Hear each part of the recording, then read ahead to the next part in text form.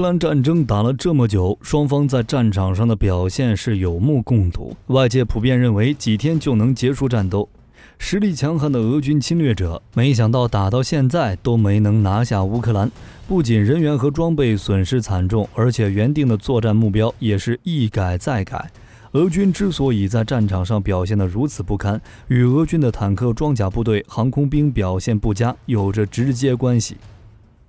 俄军的坦克装甲部队有着前苏联军队钢铁洪流的基因，不仅拥有庞大的规模，而且还是大纵深穿插作战的先锋。因此，在面对俄军装甲部队时，外界一直都保持着沉重的仰视和恐惧。但经乌克兰一战，却让俄军坦克部队威名扫地。究其原因，主要有2点。其一是俄军选择的作战时间有误，2月份是乌克兰土地化冻的季节，像坦克、装甲车以及各类大型装备是很容易陷入泥坑中无法动弹的，直接导致了大批俄军装备被抛弃。其二，乌军配备有大量北约国家军援过来的反坦克武器，给俄军坦克装甲部队造成了重大的损失。像拥有200辆 T80 坦克的俄陆军头号王牌塔曼施重装坦克部队，曾在短短的1个月内损失了50辆坦克，接近成建制失去作战能力的边缘。而俄空军的表现同样也是令人摸不着头脑。从实力对比上看，俄空军实力是远超乌克兰的，尽管在开战之初，乌空军曾尝试进行起飞拦截，但是俄空军很快便控制住了局面。就在外界以为空军接下来会展开大规模的空中打击来支援地面部队进行推进时，不仅外界认为的全面突袭局面没有出现，反而是被乌军打得损失惨重。其中最先进的苏35、苏30等战机都被毒刺导弹接连击落。最后俄空军在接连受到惨重损失之后，基本上就停止了对乌克兰的大规模空中打击行动。也正是因为俄坦克和俄战机的失利表现，严重挫伤了俄军的进攻锐气，同时也导致这持续了大半年的乌克兰战争慢慢演变成了一场炮兵的较量。俄军也希望通过炮兵来挽回一点颜面，只不过随着透露出越来越多的战场信息，俄罗斯的大炮兵主义好像不顶用了。大家好，我是火力军。本期视频我们就来看看乌克兰是如何破灭掉俄罗斯大炮兵主义的。在开战前，俄军炮兵是继承了当年苏军的大炮兵主义的，不仅装备的火炮数量多，而且种类还很齐全，有着与北约军度相当的各类迫击炮、榴弹炮之类的深管火炮和极具俄罗斯特色的各类火箭炮。再加上俄陆军十分重视自主强攻能力，因此俄军炮兵部队至今仍保留着203毫米口径的重型榴弹炮，并且还给火箭炮配备了温压弹，这在很多北约军队中都是很少见的配置。但好处就是能在没有航空兵支援的情况下对战场目标实施猛烈的打击。但令人意想不到，俄军在拥有如此强悍配置的情况下，在面对数量、质量都不如自己的乌军炮兵部队时，却没有打出预想中的优势。比如俄军先进的 2S19 自行火炮，在开战之初便直接被打掉了16辆，或是当初俄军从基辅溃逃之后又再次重新集结。虽然当时他们依靠10:1的火炮优势，通过大规模的火力覆盖支援地面部队，侵占了北顿涅茨克和利昌西斯克双子城，但是取得的战果仍掩盖不了俄军炮兵的颓势。随着北约国家军援的不断涌入，俄军的装备优势正在一步步被抵消。况且火力军一直觉得军人就应以思想、训练、技能为主，先进的武器装备永远都是辅助，不能本末倒置。当然，火力军不是说先进武器不重要，美军在海湾战争中的表现就体现了先进武器的重要性，所以诸位不要会错意。回到军援上，乌克兰军队在有了北约武器、情报系统以及无人机等信息化装备的援助后，乌军并没有在短时间内败给俄军，而俄军如果想要取得决定性的胜利，就必须加大战场的投入。而且随着很可能是决战的赫尔松战役打响，双方的损耗会进一步增大，因此俄军需要更多的新式装备去平衡北约对乌克兰的军事援助。其实俄军能在战场上投入像 2S4 自走迫击炮、2S7 自行火炮这类古董火炮，就足以反映出俄军在远程火力打击方面存在不足。而现阶段，北约的155毫米口径火炮，无论在打击精度还是射速上，都远非苏俄制火炮相比的。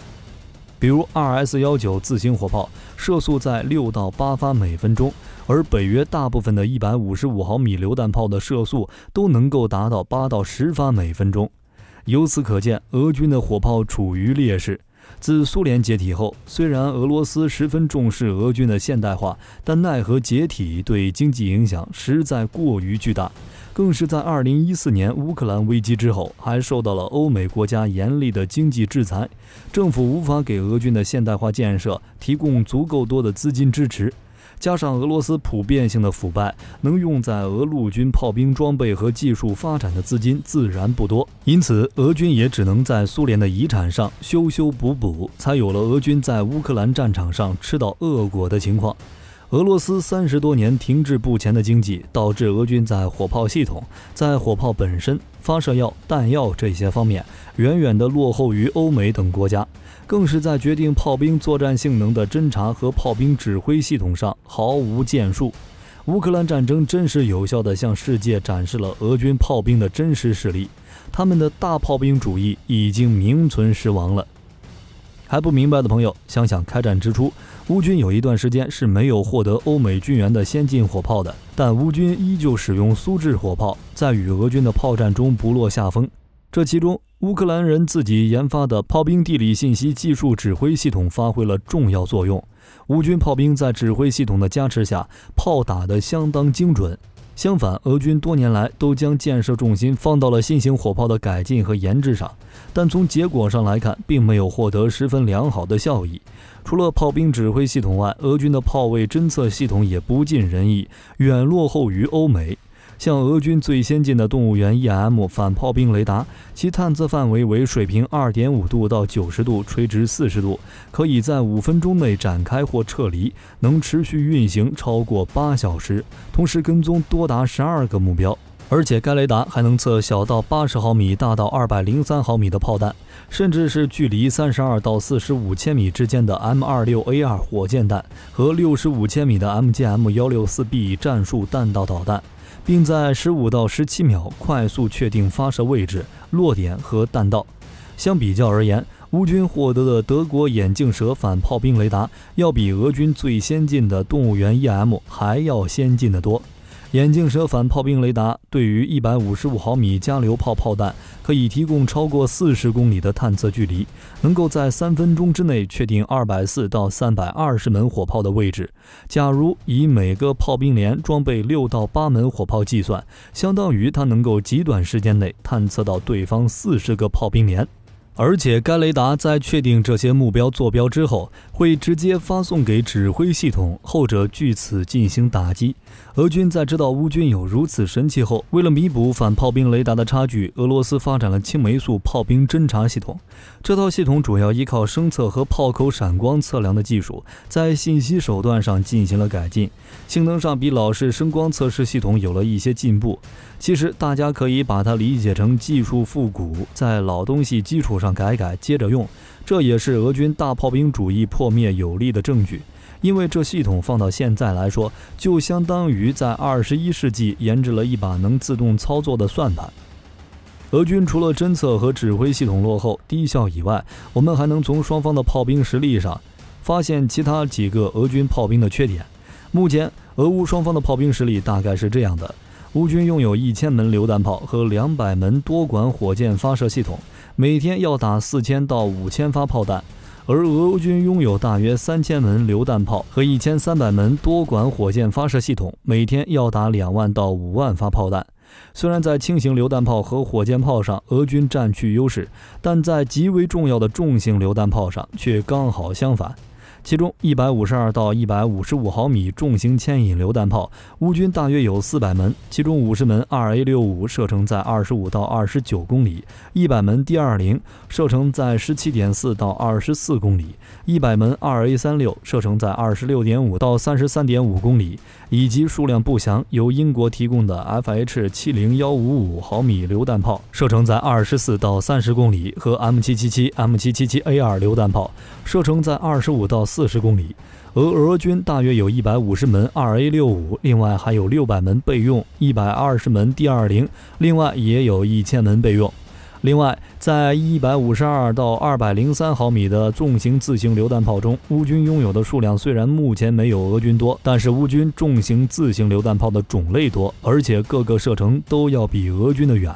像乌军有42门美国提供 M109A6 圣骑士，射程在25到40公里；18门捷克提供的 AHS， 射程为30公里；18门法国供应凯撒，射程为42到50公里；12门德国和荷兰提供 PZH2000， 射程为36到47公里等等。并且北约国家对乌克兰的军援一直都没有停止，会有源源不断的装备分发到乌军士兵手中。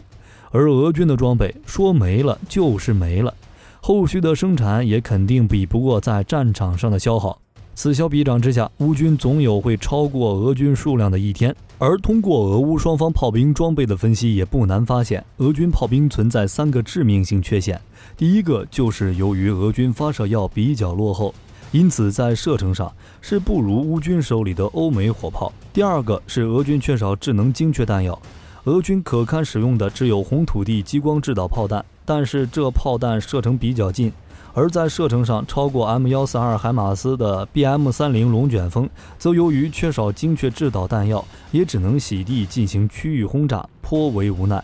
第三个就是俄军缺少高性能的炮兵侦测无人机。从乌克兰战争开始，俄乌战场上空就飞满了各种执行情报侦察和远程打击的无人飞行器。土耳其、美国等国制造的无人机，甚至是民用无人机，都有着惊艳的表现。尤其是土耳其的 TB2 更是成了国际市场明星。乌军手中的利器让俄军的补给线遭受了严重的打击。乌克兰在无人机使用方面进行了创新，利用一些商用无人机搜集情报、评估损失情况，为火炮提供支援和导引，有时还会直接对敌方阵地发动自杀式袭击。因为数量丰富、易于飞行且相对便宜，一些无人机都是地面小股部队，甚至是单兵直接操作的。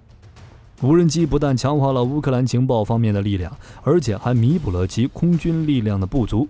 在面对传统型敌人时，无人机便可变成一支具有替代性的轻型空军，帮助抵消一部分武器方面的劣势。甚至有传言说，乌克兰早从2014年危机之后便着手研制无人机及操作，并建立了名为空中侦察的团队，专门召集一些民间计算机大神，根据市场上能找到的无人机型号，研发军用无人机。如今，空中侦察部队能自己造武装无人机，可装备反坦克弹药、榴弹发射器，能每天可执行300架次的侦察任务。当然，俄军也是使用无人机了，只不过效果好像并不明显。俄军似乎无法让无人机融入其军事行动中。由于俄军对空防御的手段落后，防空系统部署缓慢且不到位，致使无人机成了乌军克敌制胜的神秘武器。一时间，各种俄军阵地、装甲战车、运输车辆遭到无人机攻击的视频和图片便在网络和社交媒体上到处传播。另外，乌军还充分利用了北约提供的军事情报，使用微型无人机侦察了俄军的具体部署和装备行进情况，引导炮兵和小股作战部队进行打击，有效摧毁了俄军装备和有生力量，并取得了击毙俄军多位高级将领的战果。这些无人机还为我们提供了近乎实时的前线画面，包括伏击和炮击的视频，以及被摧毁的军事装备的惨状。当然，俄军也不是傻子，很快就总结出了经验和教训，并运用先进的技术手段，不断加强和改进了电子战和防空系统，致使越来越多的乌军无人机被干扰和击落。随着战争由突击战演变成拉锯战之后，双方都将无人机作为改变战争打法的首要选择和手段。时时关注的朋友应该都有了解到这些情况。这与战争初期相比，俄罗斯的电子战和防空系统确实增强了许多，表现出了更强的组织性和实战性，能够运用预警雷达来探测识别无人机，再用电子战系统去干扰破坏掉无人机的通信，最后用机枪、火炮以及道尔防空导弹系统等武器将其击落。特别是在之前的顿巴斯战场上，俄军以炮火密集的潜壕战为主，这让乌克兰无人机的作用受到抑制，双方都在不断提升无人机的使用频次与强度，初步形成空天融合、有人无人协同的作战形态。由此可见，无人机将继续向隐形化、智能化、仿生化发展，在军事领域的应用越来越广泛，作用越来越显著。俄军炮兵目前除了在数量上占据优势以外，无论是无人机侦测、指挥系统、装备性能都略低于乌军。再加上当更多先进火炮和弹药装备乌军炮兵，俄军的处境指挥越来越艰难。所以，乌克兰破灭俄军大炮兵主义可能已经成了现实。好了，关于乌克兰破灭俄军大炮兵主义，你还有什么想补充的吗？欢迎在评论区留言告诉火力军。本期视频内容就到这里，我们下期再见。